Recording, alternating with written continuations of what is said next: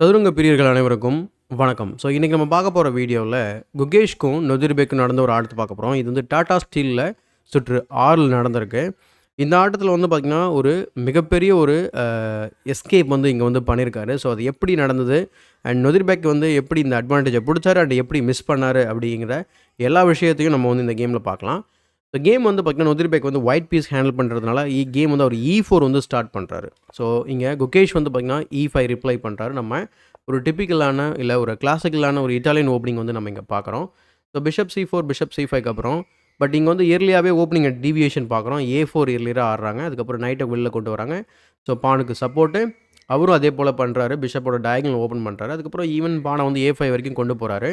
But இங்கே வந்து bishop B4 check கொடுத்து பிஷப்பை வந்து இங்கே ட்ரேட் பண்ணுறாரு. ட்ரேட் பண்ணதுக்கப்புறம் கேசல்ஸ்க்கு அப்புறம் இவரும் கேசல் பண்ணிடுறாரு.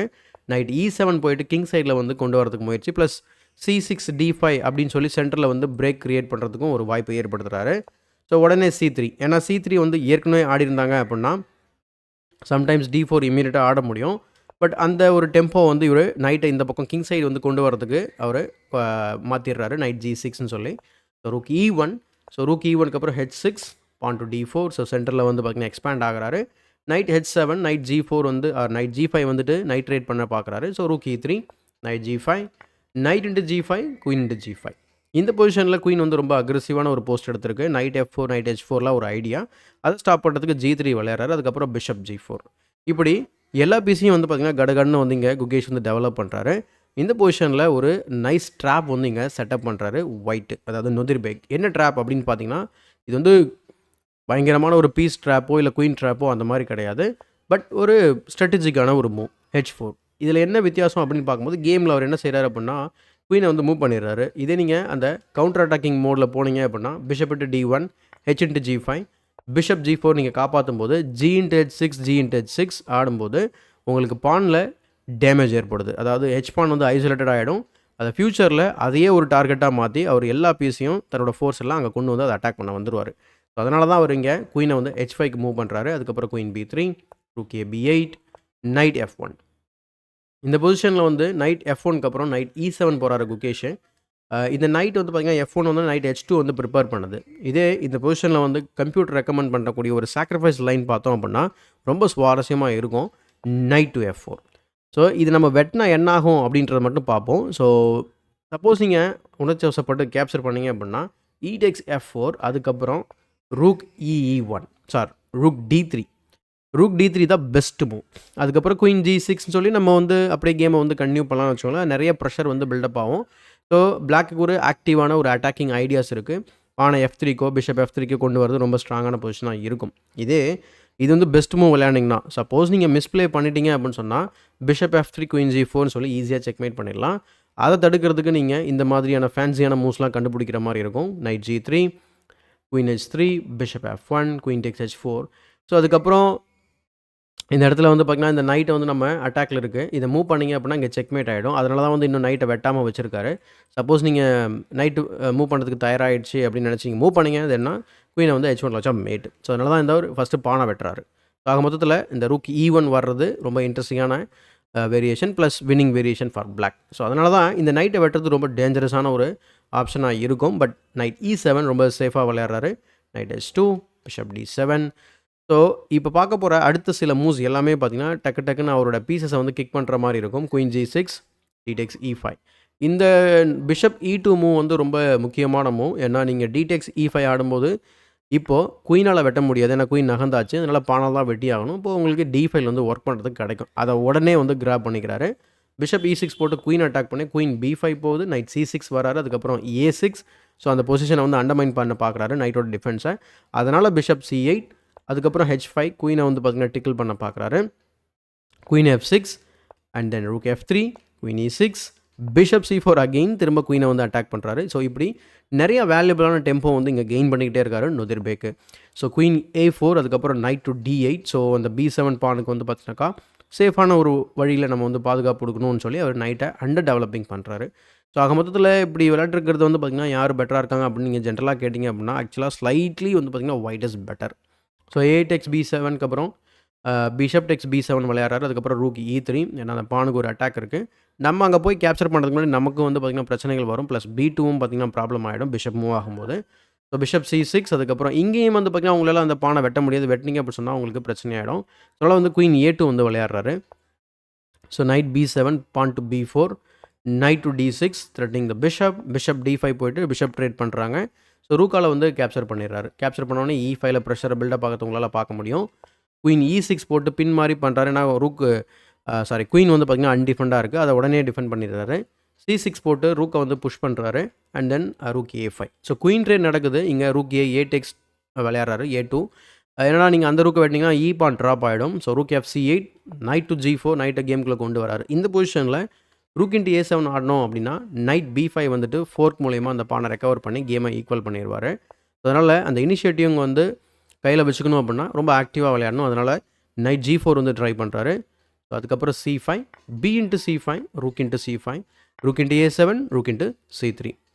இது என்னங்க பிரமாதம் அப்படின்ற மாதிரி நமக்கு தோணும். கண்டிப்பாக தோணிருக்கும். இவ்வளோ பயங்கரமாக போயிட்டு இருந்த ஆட்டம் திடீர்னு பார்த்தா இந்த மாதிரி எதுவுமே இல்லாத மாதிரி ஆகிடுச்சு. இதில் என்ன பண்ண போகிறாங்க அப்படின்னு நம்ம பார்க்கும்போது இந்த என் கேம் தான் வந்து பார்த்திங்கன்னா ரொம்ப ரொம்ப இன்ட்ரெஸ்டிங்காக வந்து இங்கே விளையாடுறாங்க. ஸோ 40 மூவ் கம்ப்ளீட் ஆகிடுச்சு. செகண்ட் டைம் கண்ட்ரோல் வந்து இங்கே ஆட் பண்ணியிருக்கிறாங்க.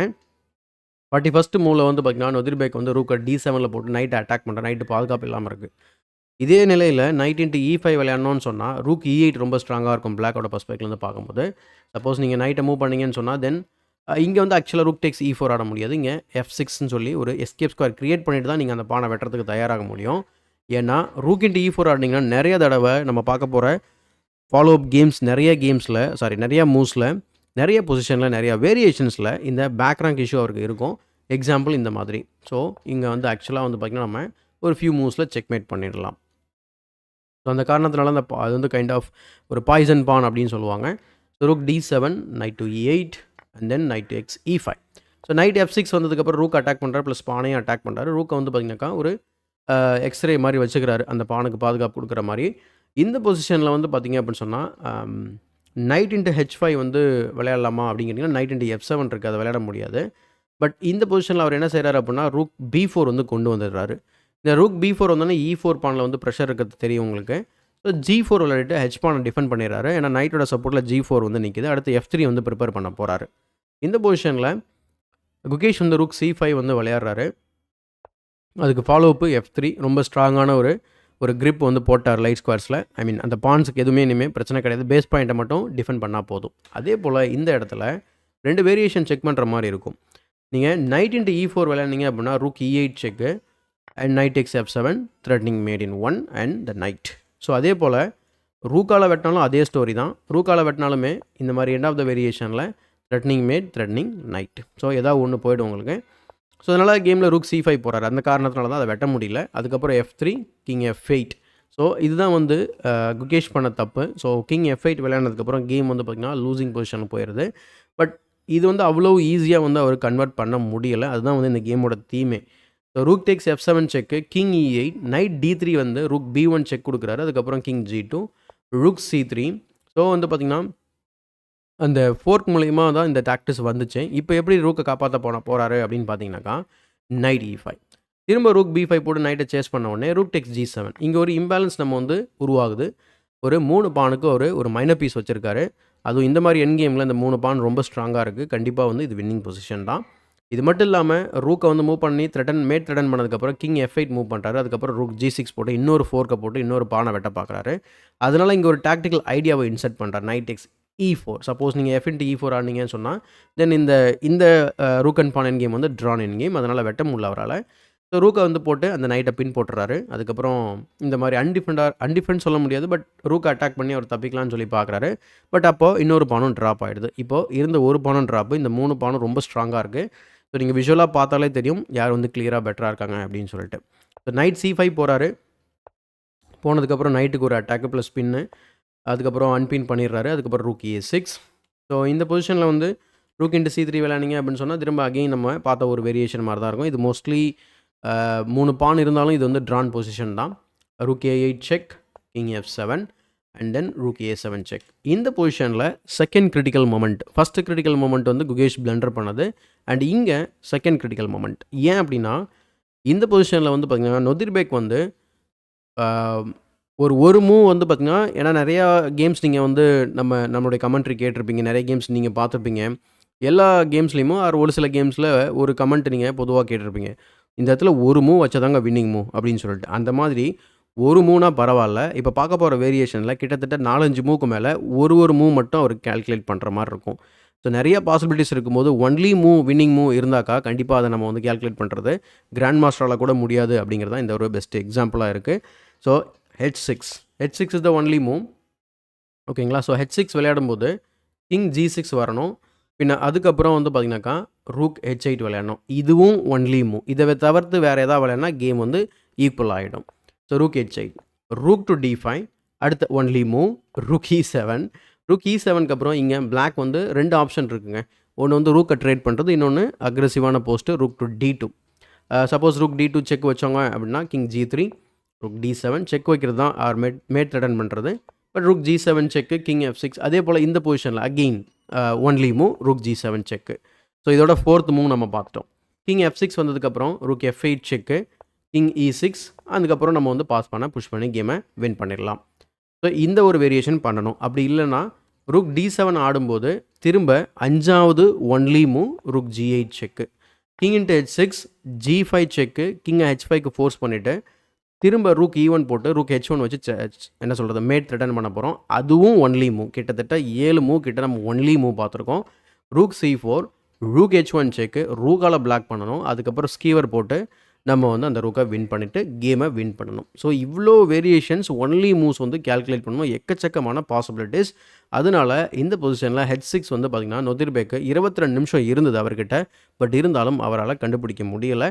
ரூக் A7 செக் விளையானதுக்கப்புறம் கேம் வந்து பார்த்திங்கன்னா கொஞ்சம் ஸ்லிப் ஆகுது. ஸோ ஸ்லிப் ஆகுதுன்னா கிங் F6 விளையாடுறாரு. அடுத்து ரூக் E8. ஸோ இங்கேயும் பார்த்தீங்கன்னா H6 ஐடியாஸ் இங்கேயும் ஒர்க் அவுட் ஆக வாய்ப்பு இருக்குது. நம்ம பார்த்த ப்ரீவியஸ் வேரியேஷன்ஸ் எல்லாமே. அகெயின் வந்து பார்த்திங்கன்னா நான் சொன்னது மாதிரி ஒன்லி மூவ் கண்டுபிடிக்கணும். அவர் வந்து பார்த்திங்கன்னா ரூக் E8 விளையாடுறாரு. அண்ட் ரூக் E8க்கு அப்புறம் நைட் டு E6 போட்டு பிளாக் பண்ணிடுறாரு.